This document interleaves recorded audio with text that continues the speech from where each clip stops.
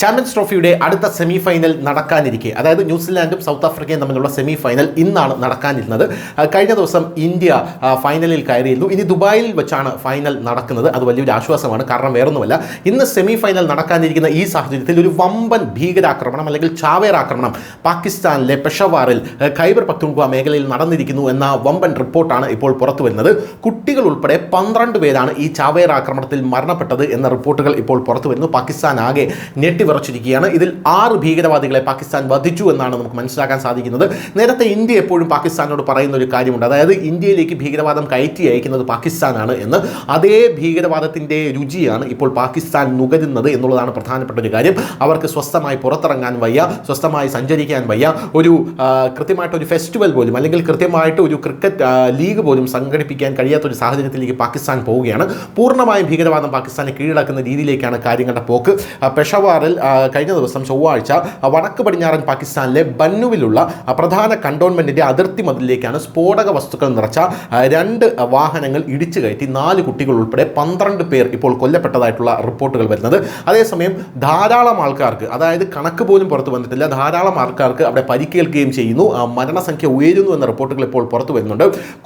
കുറഞ്ഞത് 6 ഭീകരരെങ്കിലും വധിച്ചു എന്നാണ് ഇപ്പോൾ പാകിസ്ഥാന്റെ സേന ഇപ്പോൾ അവകാശപ്പെടുന്നത്. എന്തായാലും പെഷവാറിൽ നിന്ന് ഏകദേശം 200 കിലോമീറ്റർ തെക്ക് പടിഞ്ഞാറ് ഖൈബർ പഖ്തൂൺഖ്വ പ്രവിശ്യയിലെ ബന്നു കണ്ടോൺമെന്റിൽ മതിലാണ് ചാവേർ ബോംബർമാർ ഇടിച്ചതെന്നാണ് ഇപ്പോൾ റിപ്പോർട്ടുകൾ പുറത്തു വരുന്നത്.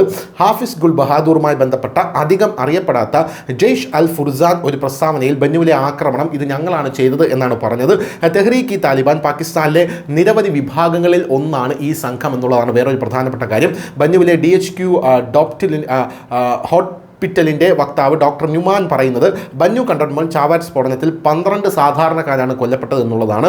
എന്തായാലും 4 കുട്ടികളാണ് ഇതിൽ മരിച്ചിരിക്കുന്നത് എന്നുള്ളതാണ് വേദനാജനകമായിട്ടുള്ള വേറൊരു കാര്യം. ബന്നു കണ്ടോൺമെന്റിന്റെ അതിർത്തി മതിലിനോട് ചേർന്ന ഒരു പള്ളി അവശിഷ്ടങ്ങളിൽ നിന്നും സമീപത്തെ സിവിൽ കെട്ടിടങ്ങളിൽ നിന്നും 1 ഡസൻ പേർക്ക് ജീവഹാനി സംഭവിച്ചതായി ഇപ്പോൾ റിപ്പോർട്ടുകൾ പുറത്തു വരുന്നുണ്ട്. അവരുടെ മൃതദേഹങ്ങളൊക്കെ അവിടെ നിന്ന് ലഭിച്ചിട്ടുണ്ട്. പരിക്കേറ്റ എല്ലാവരെയും ആശുപത്രിയിലേക്ക് മാറ്റിയതായി വൃത്തങ്ങൾ അറിയിച്ചു. എന്തായാലും ഇത് പാകിസ്ഥാൻ യഥാർത്ഥത്തിൽ നമുക്കറിയാം, ഖത്തർ ഫുട്ബോൾ വേൾഡ് കപ്പ് ഖത്തറിലേക്ക് കൊണ്ടുവന്നത് ഖത്തറിന്റെ ഭീകരവാദ പ്രതിച്ഛായ മാറ്റിയെടുക്കാനാണ്. അത് ഖത്തറിന് ഏറെക്കുറെ സാധിക്കുകയും ചെയ്തു. കാരണം വളരെ മാന്യമായിട്ടാണ് ഖത്തർ അവിടെ ആ ഒരു ഫുട്ബോൾ വേൾഡ് കപ്പ് സംഘടിപ്പിച്ചത്. കുറച്ച് പ്രശ്നങ്ങളൊക്കെ ഉണ്ടായിരുന്നു, മദ്യം വിളംബരവുമായിട്ട് ബന്ധപ്പെട്ട കുറച്ച് പ്രശ്നങ്ങളൊക്കെ ഉണ്ടായിരുന്നു. എങ്കിലും ഖത്തർ വളരെ മാന്യമായി അത് പര്യവസാനിപ്പിച്ചു. എന്നാൽ പാകിസ്ഥാനും സമാനമായ ഒരു രീതിയിലാണ് ചാമ്പ്യൻസ് ട്രോഫി ഏറെ വർഷങ്ങൾക്ക് ശേഷം തങ്ങളുടെ പാകിസ്ഥാനിൽ കൊണ്ടുവരാനുള്ള ശ്രമം നടത്തിയത്. അങ്ങനെ ചാമ്പ്യൻസ് ട്രോഫി പാകിസ്ഥാനിലേക്ക് കൊണ്ടുവരുമ്പോൾ ലോകത്തിൻ്റെ മുഴുവൻ ശ്രദ്ധ പാകിസ്ഥാനിലേക്ക് ആകർഷിക്കപ്പെടും. അങ്ങനെ ആകർഷിക്കപ്പെടുമ്പോഴാണ് പാകിസ്ഥാനിൽ ഡസൻ കണക്കിന് സ്ഫോടനങ്ങൾ റമദാൻ മാസത്തിൽ തന്നെ നടക്കുന്ന ഒരു സാഹചര്യം ഉണ്ടായത്. ഇത് റമദാൻ മാസം ആയതുകൊണ്ട് തന്നെ വളരെ വലിയ ഞെട്ടലാണ് സകല ലോകരാജ്യങ്ങളിലും. എന്നാൽ റമദാൻ മാസത്തിൽ ഇവിടെ സ്ഫോടനം നടക്കുന്നത് മറ്റ് GCC രാജ്യങ്ങൾക്കും മുസ്ലിം രാഷ്ട്രങ്ങൾക്കും വലിയ നാണക്കേടും ഉണ്ടാക്കുന്നുണ്ട് എന്നുള്ളത് വേറൊരു പ്രധാനപ്പെട്ട ഒരു കാര്യമാണ്. എന്തായാലും സ്ഫോടനങ്ങൾക്ക് ശേഷം കണ്ടോൺമെന്റ് മതിൽ തകർക്കുകയും നിരവധി തീവ്രവാദികൾ കണ്ടോൺമെന്റിലേക്ക് കടക്കാൻ ശ്രമിക്കുകയും ചെയ്തു.